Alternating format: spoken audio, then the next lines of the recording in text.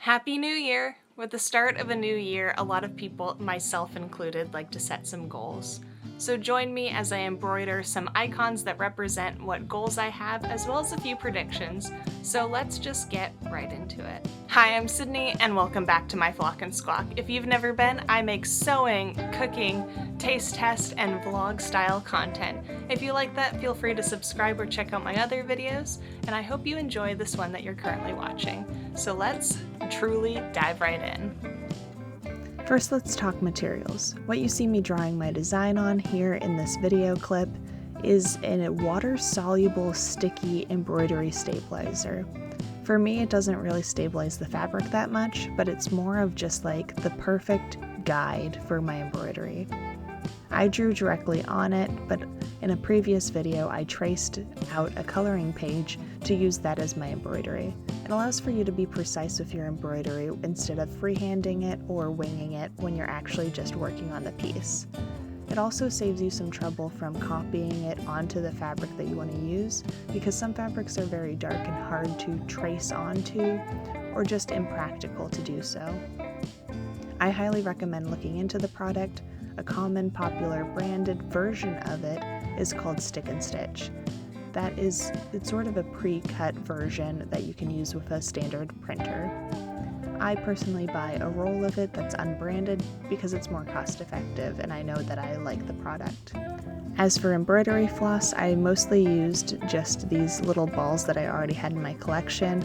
You will want to be mindful of whatever embroidery flosses you use in a project just because they aren't always the same thickness for amount of threads, and just general what your project you would like to have the final outcome be. I can't really provide any input on what you should use for a project without knowing it.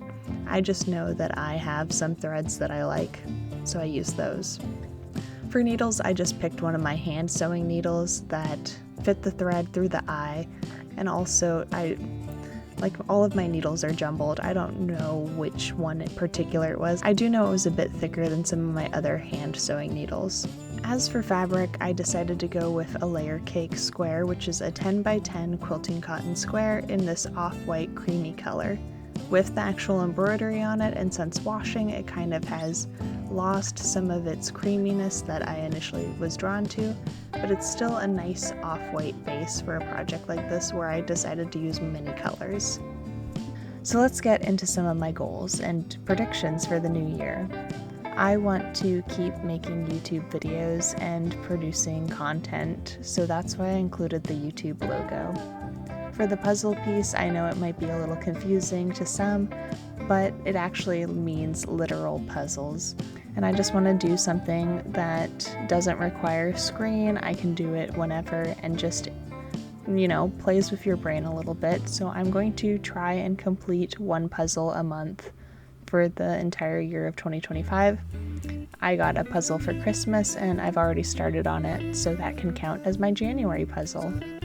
I have some Polaroids on my embroidery as well to represent that I want to take more photos. I used to be more of an avid photographer, and so I want to take more. I got a new camera lens for my camera for Christmas, so I'm hoping that helps inspire me to continue making or taking photos.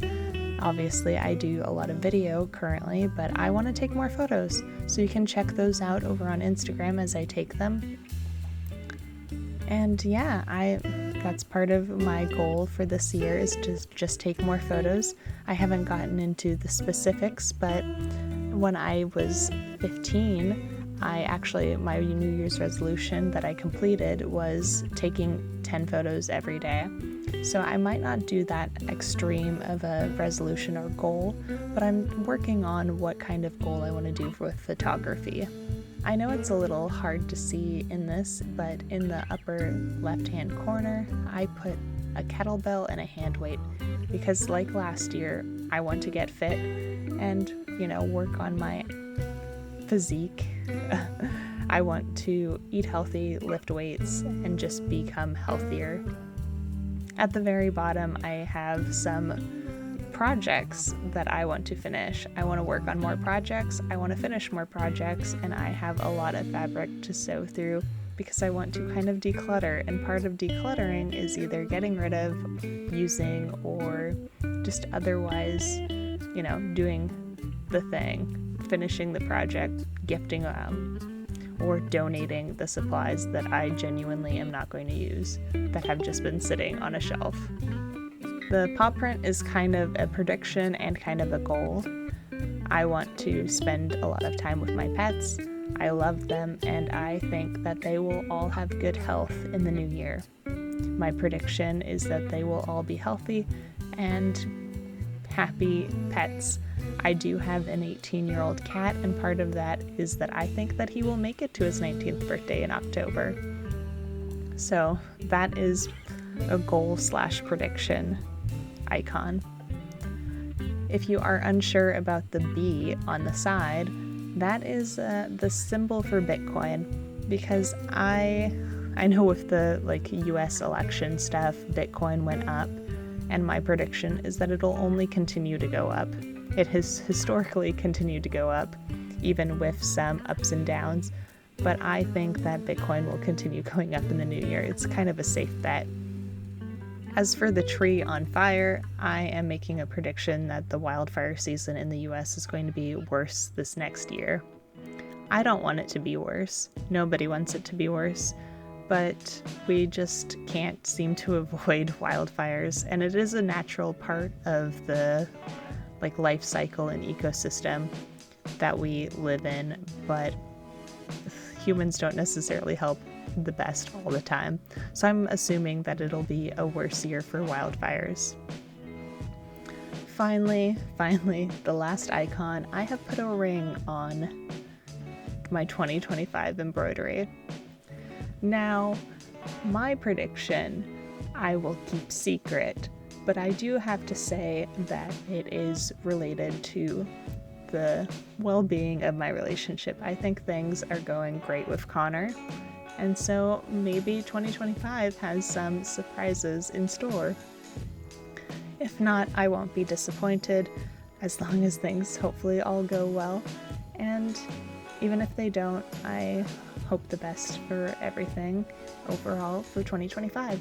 So there are my goals and my predictions, some more fleshed out than others, but I hope that this gives you some inspiration as to what your goals, predictions might be for the next year. So let's wrap this video up. So there you have it. Those are some of my goals and predictions. Obviously, I won't know if these will come true or not, but I do plan on sticking to my goals. I think this embroidery turned out pretty cute. Sadly, a little bit of the dye from the embroidery floss did bleed a little, but it's not too noticeable. I was able to wash most of it out. I gave it a very thorough scrub, and I did give it a gentle press, but because I haven't done anything with the backing stabilizer, just because I don't know what to do with this piece quite yet, it's still a little crinkly, which, not the worst look. So what should I do with my little embroidery? I've had some ideas about what to do, such as I could turn it into a tote bag, I could save it and make more as the years come, and eventually have a big giant prediction quilt. Another thought that I had regarding just the iconography of what the year might look like, my goals, so on and so forth, is add to this embroidery a little check mark or something symbolizing that my prediction came true, or that I was able to stick to my goals, or outlining it, just something to this original embroidery that signifies a task accomplished. So yeah, this is the entirety of the video. I hope that you enjoyed it as much as I enjoyed working on this.